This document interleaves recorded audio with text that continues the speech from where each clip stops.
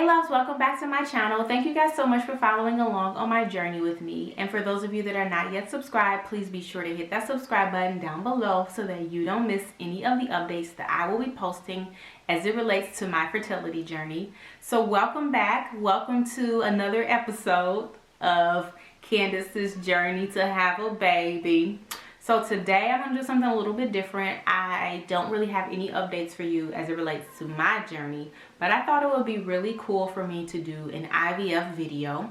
I know I get so many followers and so many subscribers and so many messages from people who are not TTC related and have no idea what IVF is, or they have no idea what I'm talking about when I say embryos or PGS or any of that stuff, because you guys know that the TTC world, we got our own little language going on and we forget that the outsiders have no idea what this stuff means. So I wanted to do a video that goes in detail about IVF, what it is, what the procedure is, and a few things that I wish I had known going into my first IVF cycle. So I have no notes, I have nothing written down, I have no idea what I'm gonna say, and I hope that I stay on track and make this video as concise as possible. So first of all, what is IVF? IVF stands for in vitro fertilization, and it is literally when the doctor makes a baby in the lab.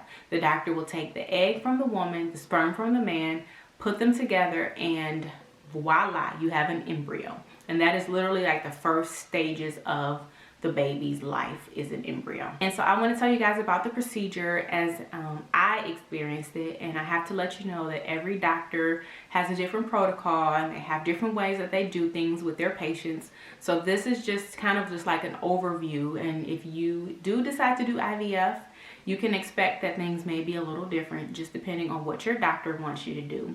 But for me, I did birth control for 44 days for my first IVF cycle. And I have to let you guys know I am in my second IVF cycle, for those of you that don't already know.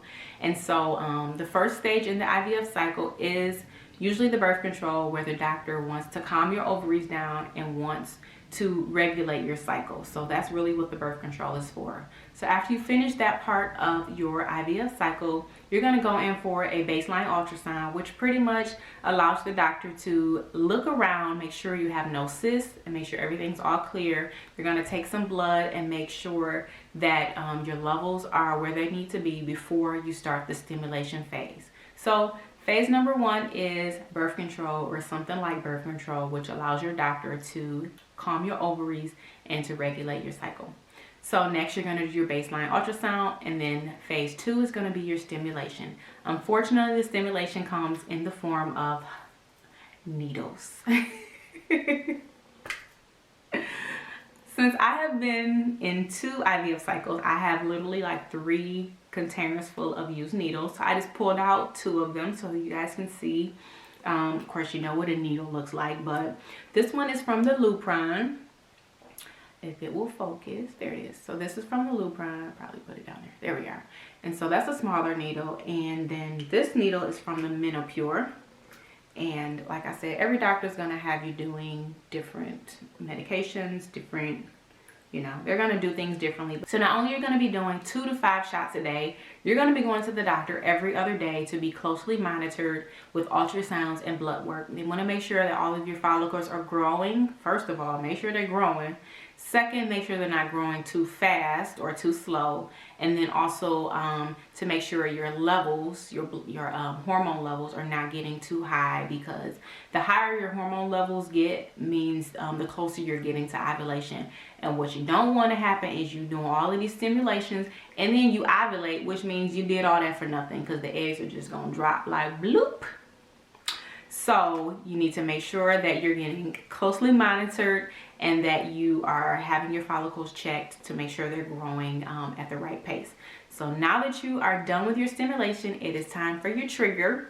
So you will pull the trigger, as we call it, when the doctor tells you. You have to do it at the specific time they tell you. It might be 10 o'clock at night, it might be midnight, because your egg retrieval is going to be specifically 36 hours, I think, or maybe it's 48 hours. I think it's 36 hours after your trigger, which is very, very important, because once you trigger, you only have a specific amount of time to get those eggs out of there. So you get your eggs retrieved and you go under anesthesia for your retrieval, which is the third part of the IVF cycle.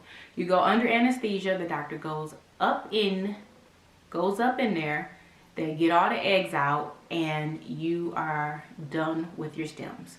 So once they go get the eggs out, they are also going to fertilize the eggs with the sperm. So if your partner's there, they're going to have to give their sample. If you're using donor sperm for whatever reason, you're going to have that there. And so that's the next part of the IVF cycle, is going to be the fertilization of the eggs. So once they take the woman's egg and the sperm and they fertilize it, and the egg fertilizes and starts to grow, it becomes an embryo, which is of course a baby.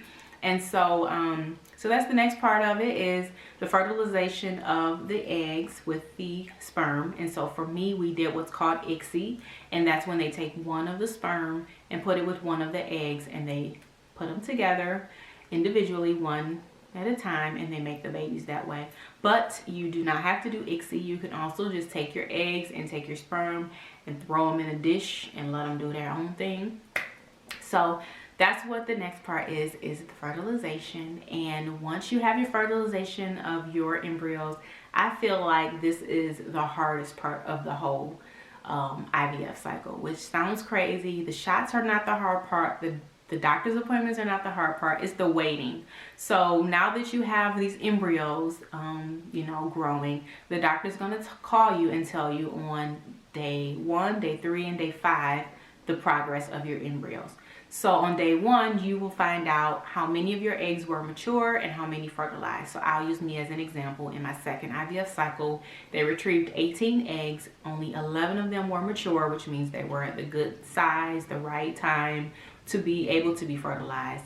And then out of the 11 that were mature, 8 of them fertilized. So we ended up with 8 embryos on day 1.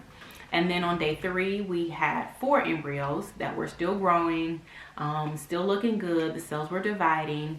And then by day 5, we only had 1 embryo that was looking good and was able to be frozen. So I'm going to stop right here and let you guys know that some doctors actually do fresh transfers. They will either let the embryos grow for 3 days or 5 days, depending on what they feel is best. And then they will transfer it back into the uterus. So some women actually do a fresh transfer after 3 days or after 5 days, and that's perfectly fine. It just depends on what your doctor feels. My doctor does not do fresh transfers, only does frozen transfers. So after my day 5 report of the 1 embryo, they called me again on day 6, and I had 3 more embryos that were able to be frozen. So that's pretty much the whole cycle, from stems to retrieval and to your embryos growing, and then the next step is going to be your transfer. So as I said, we're doing a frozen embryo transfer.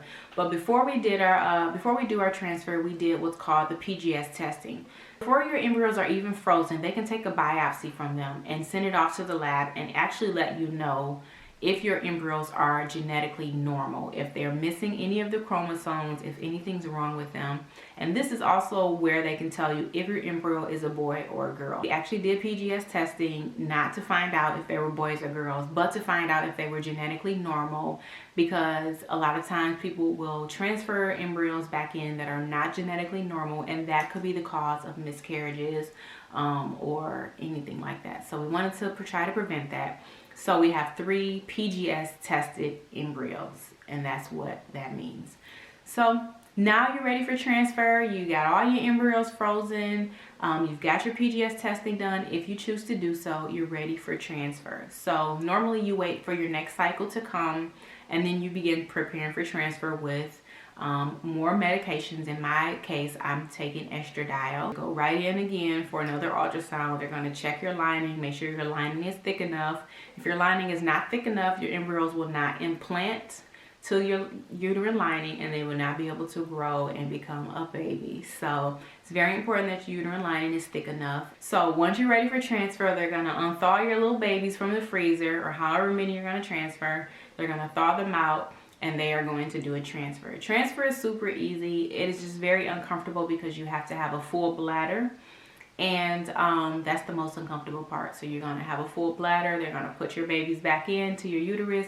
You'll be able to see it on the ultrasound, and you go home and you wait for 10 days. You take a blood test, and the blood test shows that your transfer worked. Then congratulations, you're pregnant. And if your blood test shows that your embryo transfer didn't work, then unfortunately you are right there along with me with a failed transfer, which is never easy. So that is the whole IVF cycle. I hope I didn't miss anything or forget anything. And if I did, then you guys are more than welcome to ask me questions down below in the comments or on social media. Send me a message. So I hope I was able to give you guys a little bit of what the procedure of IVF is and give you a little bit more information so that you can determine if IVF is something you should do, if it's something you should talk to your doctor about.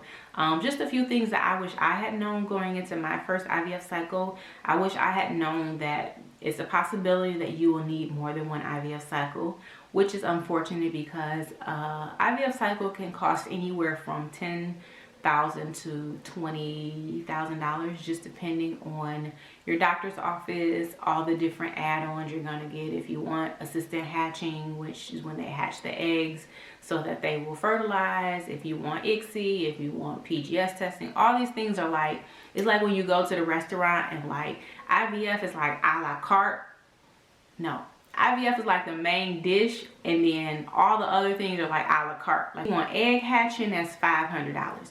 Oh, you want ICSI, that's $500 more.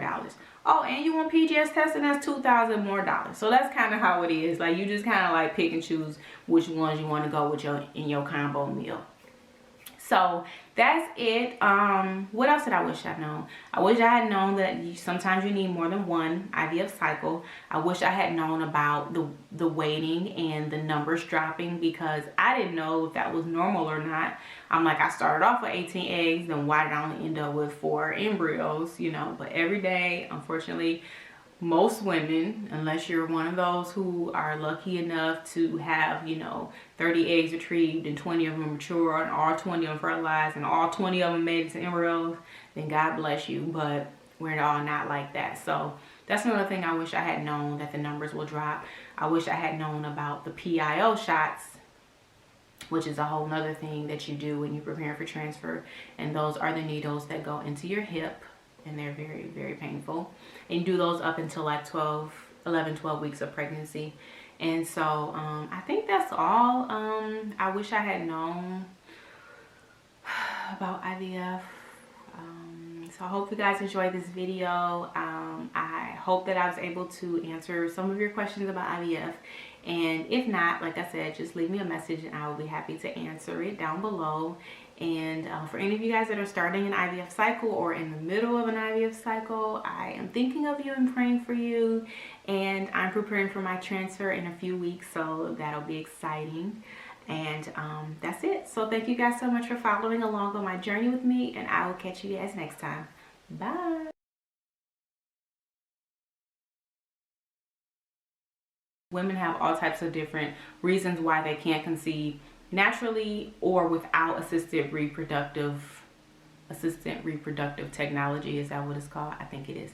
So people will do IVF for many reasons, and you have to decide if IVF is right for you. And I'm not going to be able to tell you that, because your doctor going to have to tell you that.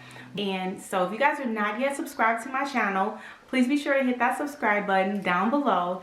And if you are already subscribed to my channel, please do not hit that subscribe button down below, because then that means you will unsubscribe to my channel, I think. Anyway,